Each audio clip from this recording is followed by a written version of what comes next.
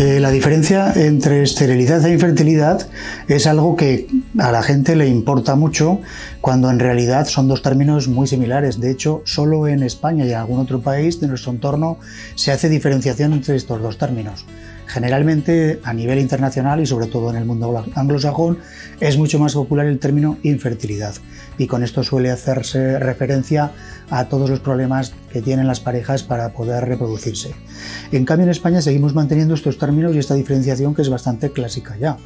Y solemos entender, y la gente también lo entiende así por extensión, esterilidad, el término que hace referencia a las parejas que tienen dificultad para quedarse embarazadas y no consiguen la gestación. Y en cambio diferenciamos y por tanto hablamos de infertilidad, insisto, en nuestro medio fundamentalmente en España, en las parejas que sí consiguen gestar pero no llegan a término. Son las que producen, en las que termina el embarazo en aborto, partos pretérmino y el niño no llega a término el embarazo. La esterilidad o la infertilidad es de causa mixta con mucha frecuencia, tanto de causa masculina como femenina, y en algunas ocasiones es solo de causa masculina, aunque nos gusta hablar siempre, y eso es muy importante en el mundo nuestro de la fertilidad, que las causas son de la pareja o de la persona que consulta. Puede consultar actualmente cada vez con más frecuencia mujeres solas o parejas del mismo sexo. Las parejas que consultan con pareja masculina comparten más o menos el 50% las causas. Refiriéndonos en concreto a las causas masculinas, en realidad la más frecuente es la desconocida. O sea, no sabemos muchas veces por qué el varón no produce suficientes espermatozoides. Insisto que es la causa más frecuente, porque encontrar la causa, por ejemplo, causa tóxica, causa infecciosa, causa genética, sí que la hallamos en alguna ocasión. Pero insisto, lo más frecuente es no saber la causa.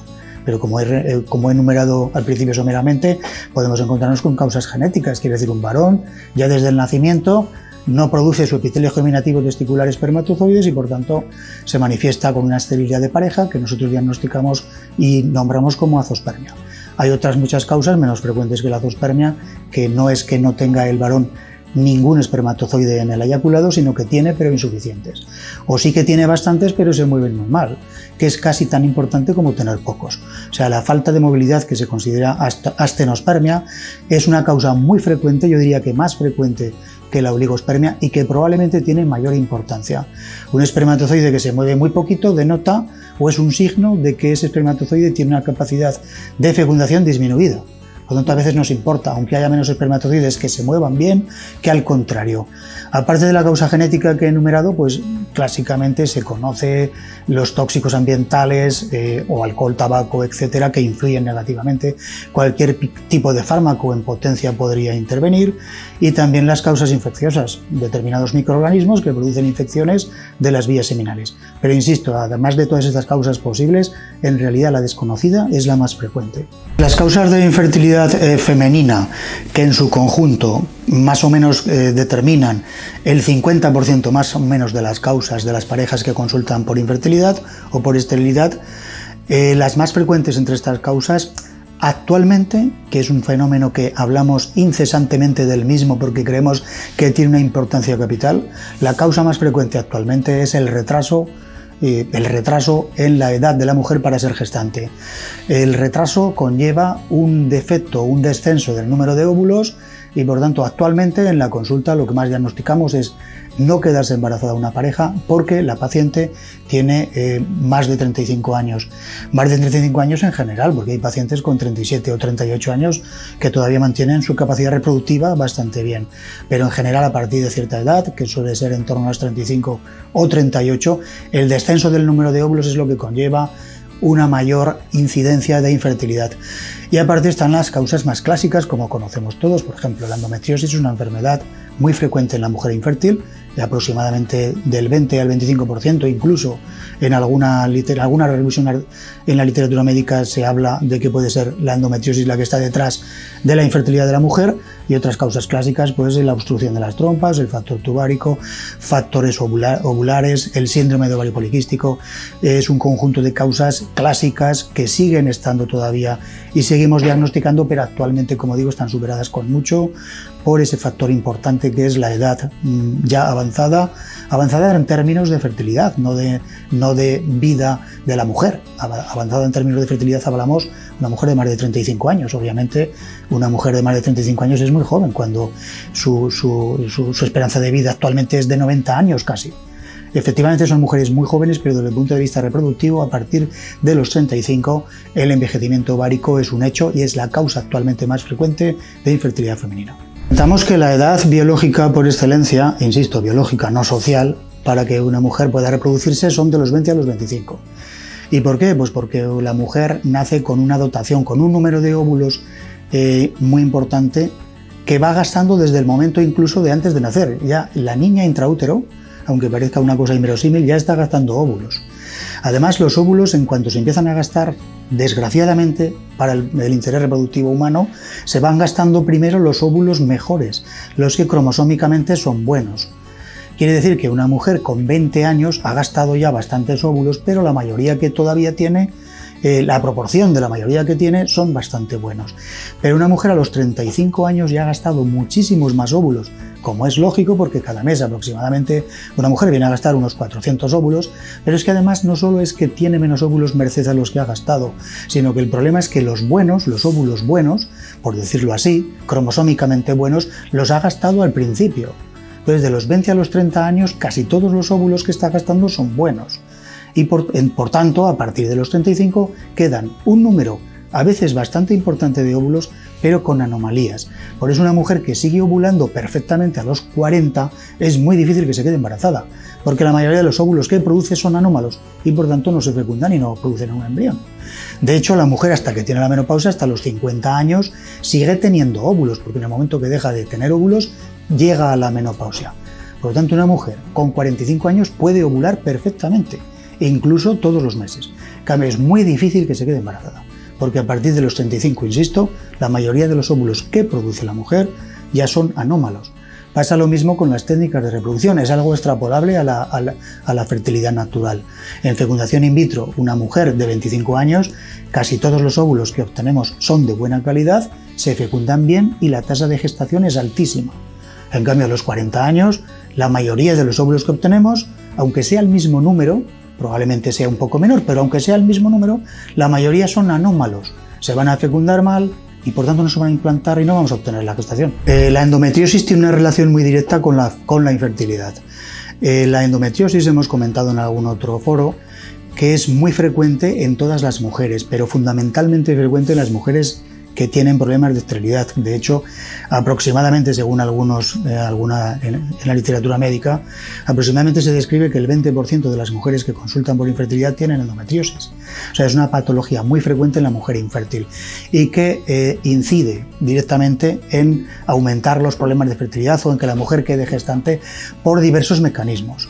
Hay unos mecanismos físicos, como conocemos, la endometriosis produce quistes en el ovario que hace que la anatomía ovárica quede absolutamente alterada e incluso el número de óvulos a veces disminuye merced a la creación frecuente de quistes.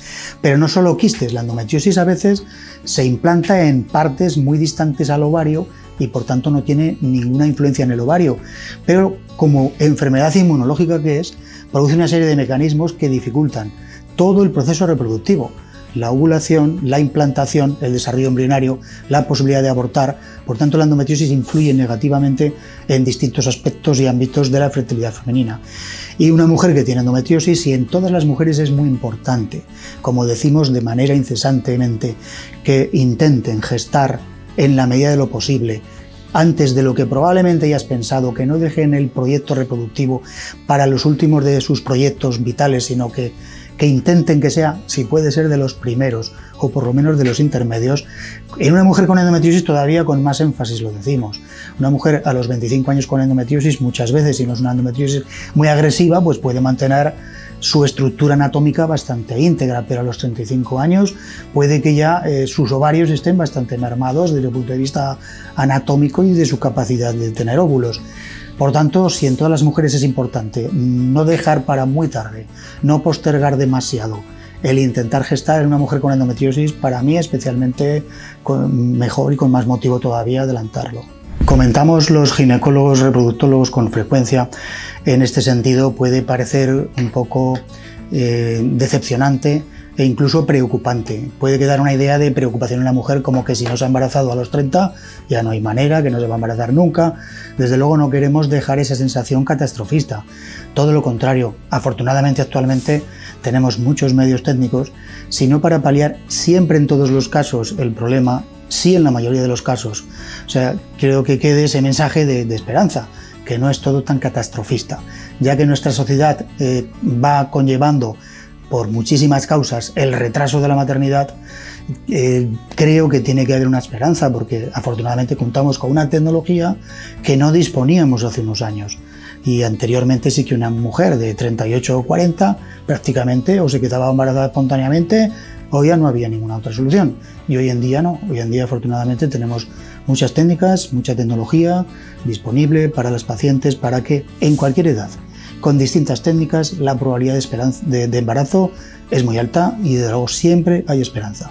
Eso sí, cada paciente, cada mujer va a requerir unas técnicas determinadas, pero tenemos técnicas suficientemente importantes como para que una mujer tenga esperanzas de conseguir gestación, en principio, en la mayoría de los casos. Hay una serie de términos que se confunden con respecto al número o la insuficiencia del ovario de producir óvulos. Por ejemplo, el término de insuficiencia ovárica primaria hace referencia normalmente a una enfermedad genética en la que la niña al nacer ya tiene muy poquitos óvulos y por tanto prácticamente no va a tener ni una primera regla. En cambio, la insuficiencia ovárica prematura, que se conoce mejor como en términos de nuestra índole en reproducción como insuficiencia ovárica precoz o fallo ovárico precoz, no es lo mismo. También a veces se debe a causas genéticas, pero otras muchas no se sabe la causa.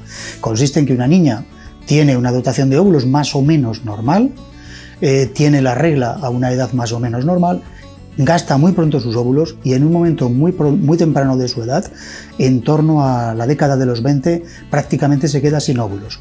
Hablamos, insisto, de fallo ovárico precoz, que es el término que más normalmente utilizamos.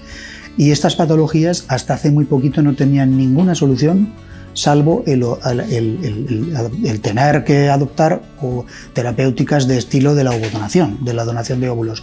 Pero actualmente ese es un campo de los más actuales y de los más en vigor en cuanto a reproducción, en cuanto a investigación en reproducción. Concretamente hay distintas técnicas, incluso en España se está haciendo ya en algún hospital, de implantación de células madre en los propios ovarios. O también algo más sencillo, que es la implantación de factores de crecimiento autocrinos obtenidos de la propia mujer en los propios ovarios, inyectando o bien en las arterias ováricas o bien extrayendo el material de la médula ósea, hacer las células madre o stem cell y volverlo a reinyectar en su torrente sanguíneo. Son técnicas muy novedosas, con un futuro muy prometedor, y en patologías que antes siempre estaban abocadas a la donación de óvulos, actualmente parece que se perfilan ciertos resultados con estas técnicas novedosas, como la técnica Ascot y otras similares. Todavía, obviamente, existe la ovodonación, que sigue siendo hoy por hoy, hasta que estas técnicas, insisto, presentes casi más de futuro, se instauren de rutina, todavía se está haciendo la ovodonación en estos casos. Quiero decir, en los casos que la niña tiene insuficiencia ovárica precoz, primaria o fallo ovárico precoz, la solución en cuanto a la tasa de embarazo, hoy en día con la ovodonación se consigue casi siempre, y esperemos que, ojalá más pronto que tarde, con estas técnicas novedosas de regeneración o rejuvenecimiento ovárico, que así se llaman, mediante, insisto, la instauración, la implantación o de células madre o de factores de crecimiento en el ovario. Y yo espero que estas técnicas, en cuanto se ha demostrado su eficacia en esta primera fase, casi podría decir yo experimental todavía en la que estamos, si realmente se comprueba su eficacia, desde luego técnicamente creo que va a ser posible adoptarlas en cualquier unidad, por ejemplo, como en la unidad nuestra. Creo que ojalá sea una técnica rutinaria en la mayoría de las unidades.